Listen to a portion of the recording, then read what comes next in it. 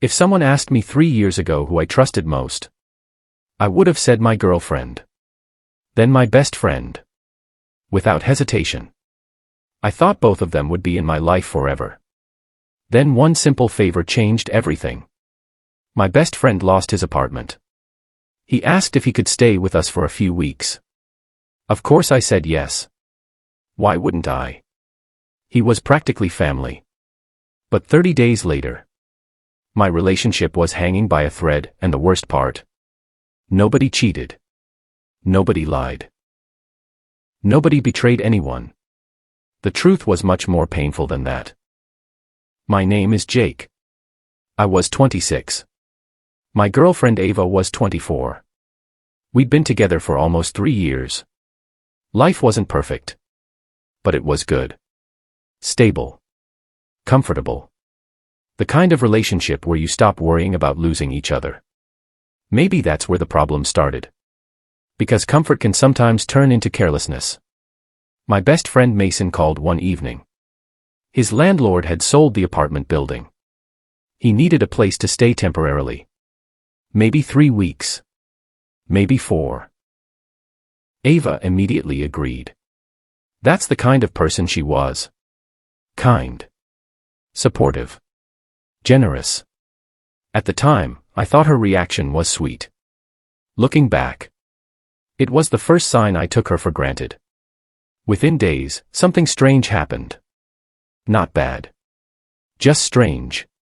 Mason noticed things. Small things. He thanked Ava for dinner. Helped wash dishes. Complimented her cooking. Asked about her day. Things I used to do. Things I had slowly stopped doing. Not because I stopped loving her. Because I got comfortable. One night, all 3 of us were watching a movie. Ava laughed at one of Mason's jokes. And suddenly, I felt jealous. Not because of the joke. Because I realized she hadn't laughed that hard with me in months. That scared me. A few days later, Ava and I had our first serious argument in months. Not about Mason. About effort. She looked at me and said something I'll never forget. You still love me. But you stopped showing it. Honestly. That sentence hurt because it was true. Mason wasn't stealing my girlfriend. He was showing me something. A reflection of who I used to be. The guy who opened doors. Planned dates. Sent random messages during the day. The guy Ava originally fell in love with. And somewhere along the way, I stopped being that person. One Saturday, Mason left for the weekend. For the first time in weeks, it was just Ava and me. The apartment felt different. Quiet. And honestly, awkward. That's when I realized how much distance had grown between us. Not because of another person. Because of us.